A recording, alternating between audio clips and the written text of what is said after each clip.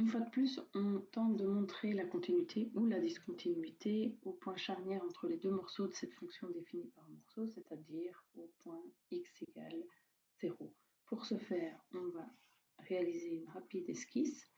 Alors, cette fonction, on peut évidemment dire que c'est 3x carré plus 12, donc c'est la fonction x carré qui aura été tirée d'un facteur 3 verticalement et montée de 12.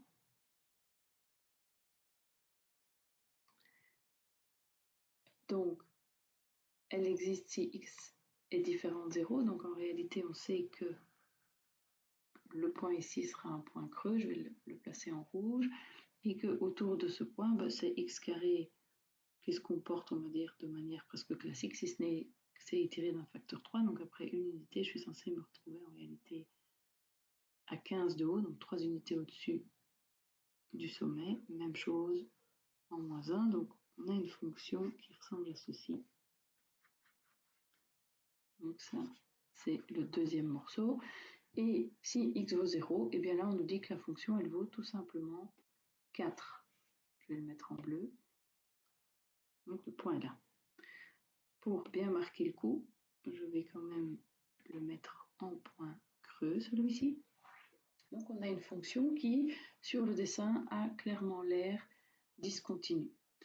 Maintenant, on va le montrer par la définition. Donc, par la définition, il faut montrer que A, 0, dans ce cas-ci, appartient au domaine de la fonction. Ben, ça, c'est assez évident, puisque x égale 0, on l'a ici dans nos conditions pour le premier morceau. Donc, premier point est vérifié sans trop de difficulté. Deuxième point, est-ce que la limite quand x tend vers 0 de notre fonction f de x, est-ce que c'est égal à f de 0?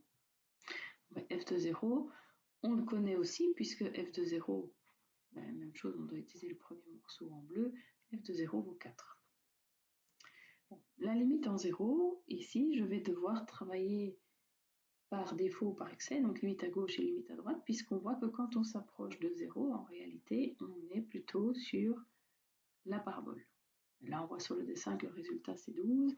Et donc, par calcul, la limite, quand on s'approche de 0, par défaut, donc en 0 moins, on doit bien utiliser le deuxième morceau de la fonction puisqu'on est en x différent de 0, mais juste avant 0. Et donc, ça nous donne 3 fois 0 au carré plus 4, ça donne 12. La limite à droite, ben, on doit utiliser le même morceau puisque ce n'est pas en 0, c'est juste à droite de 0. Donc, on est également ici sur la parabole sur le côté droit. Donc, 3 fois 0 au carré plus 4, ça fait aussi 12. Donc, la limite existe et elle vaut 12. Oui, mais 12, ce n'est pas la même chose que 4. C'est clairement différent. Donc, on peut en conclure ici à l'aide de la définition que f n'est pas continu en x égale 0.